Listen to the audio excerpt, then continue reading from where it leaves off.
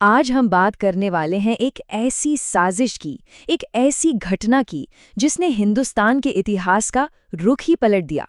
जी हाँ, हम बात कर रहे हैं प्लासी की। जरा सोचिए, तारीख है 23 जून 1757।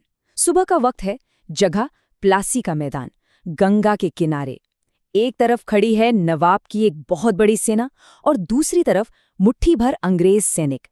लेकिन मैदान पर जो दांव पर लगा था ना, वो सिर्फ एक जंग नहीं थी, वो था पूरे हिंदुस्तान का मुस्तकबिल, उसका भविष्य।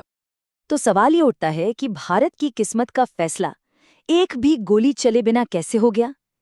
क्या प्लासी सच में एक लड़ाई थी, या फिर ये बस एक साजिश थी जिसका नतीजा तो पहले ही लिखा जा चुका था? चलिए इसी को जरा गहराई से समझते हैं।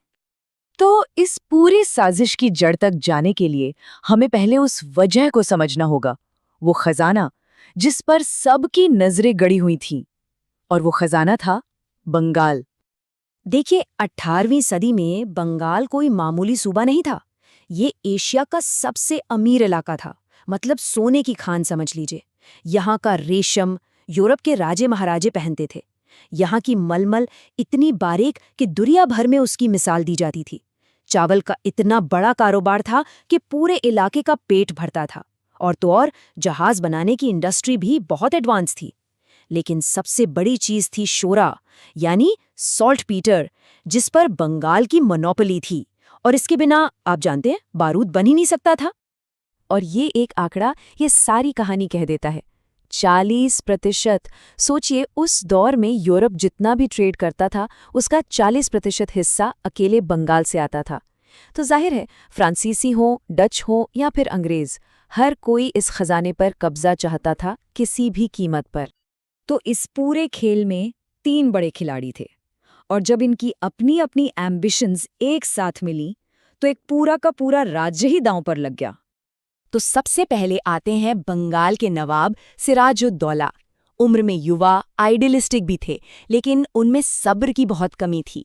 वो अंग्रेजों की बढ़ती ताकत को तो एक खतरे की तरह देख रहे थे, पर असल में अपने ही दरबार में जो साजिशें चल रही थीं, उनसे वो पूरी तरह बेखबर थे। दूसरे खिलाड़ी थे जगत सेठ। इन्हें उस दौर का दुनिया का सबसे अमीर बैंकर कहा जाता है। मतलब बंगाल का जो असली खजाना था, वो इनके पास था। तो जब नवाब सिराज ने भरी महफिल में उनका अपमान किया, तो उन्होंने तय कर लिया कि अब नवाब नहीं, हुकूमत बदलेगी। और फिर था तीसरा और सबसे अहम किरदार, मीर जाफर, नवाब की अपनी सेना का सेनापति। और इसका बस एक ही सपना था, बंगाल की गद्दी पर बैठना। बस इसी एक ख्वाहिश ने उसे गद्दार बना दिया। और इन तीनों के बीच का जो धागा था, वो था रॉबर्ट क्लाइव, एक शातिर अंग्रेज रणनीतिकार। वो मिलिट्री और पॉलिटिकल जीनियस था। क्लाइव एक बात बहुत अच्छी तरह समझता था कि असली जंग मैदान में नहीं, दिमाग में जीती जाती है। तो उसने सिराज की फौज से लड़ने की जगह उसके पूरे सिस्टम को ही अंदर से खोखला कर दिया। तो अब सवाल ये उठता है कि ये सब अलग अलग लोग, जिनके अपने अपने इंटरेस्ट थे, वो एक साथ आए कैसे? कैसे तैयार हुई वो खतरनाक साजिश जिसने इतिहास को हमेशा के लिए बदल दिया? ये एक तरह का ट्रायंगल ऑफ बिट्रियल था। देखिए, जगत सेठ ने पैसा और अपना पॉलिटिकल इन्फ्लुएंस लगाया। मीर जाफर ने वादा किया कि वो जंग के मैदान में नवाब को धोखा देगा, और रॉबर्ट क्लाइव ने इन दोनों को साथ लाकर पूरा प्लान बनाया और मिलिट्री सपोर्ट का वादा किया। मतलब एक ऐसी साजिश जिसे तोड़ पाना लगभग नामुमकिन था। ये साजिश कितनी रूथलेस थी, इसका अंदाजा आप इस एक बात से लगा सकते हैं। ओमी चंद नाम का एक बिचौलिया था जो इन लोगों को ब्लैकमेल करने लगा। तो क्लाइव ने क्या किया, उसने 2 ट्रीटी बनवाईं, एक सफेद जो असली थी और एक लाल जो नकली थी। नकली वाली में ओमी चंद को बहुत सारा पैसा देने का वादा किया गया, और असली वाली में उसका जिक्र तक नहीं था। मतलब अपने ही साथी को धोखा देकर रास्ते से हटा दिया। तो अब आते हैं उस दिन पर जिसे दुनिया प्लासी की लड़ाई के नाम से जानती है। लेकिन असल में वो लड़ाई नहीं थी, वो तो एक सोची समझी साजिश का आखिरी एक्ट था। उस दिन सब कुछ बिल्कुल प्लान के मुताबिक हुआ। सुबह सुबह अचानक तेज बारिश हुई और नवाब का सारा बारूद भीगकर बेकार हो गया। फिर दोपहर होते होते नवाब का सबसे वफादार जनरल मीर मदान एक आवारा तोप के गोले से मारा गया। ये एक बहुत बड़ा झटका था। और उधर मीर जाफर अपनी सेना को लेकर बस खड़ा रहा। उसने लड़ने का हुक्म ही नहीं दिया। आखिर में उसने नवाब को सलाह दी कि पीछे हट जाना चाहिए। सिराजुद्दौला घबरा गया और जैसे ही वो मैदान छोड़कर भागा, बस खेल खत्म हो गया, गेम ओवर। उसी पल हिंदुस्तान का भविष्य तय हो चुका था। तो साजिश कामयाब हो गई, लेकिन अब बारी थी इसकी कीमत चुकाने की। और ये कीमत किसी एक इंसान ने नहीं, बल्कि पूरे मुल्क ने चुकाई। उस जमाने के 17 करोड़ रुपए, सोचिए 17 करोड़ रुपए बंगाल के खजाने से सीधे सीधे लूट लिए गए, और आज के हिसाब से ये बिलियंस ऑफ डॉलर्स होते हैं। यहीं से ड्रेन ऑफ वेल्थ की शुरुआत हुई, मतलब भारत का पैसा ब्रिटेन की तरफ बहना शुरू हो गया।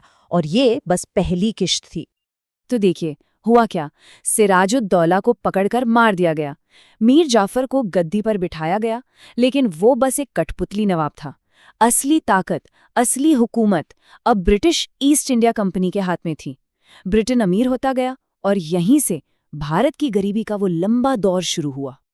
प्लासी सिर्फ एक लड़ाई की हार नहीं थी, नहीं, ये आने वाले 200 सालों की गुलामी की नींव का पहला पत्थर था।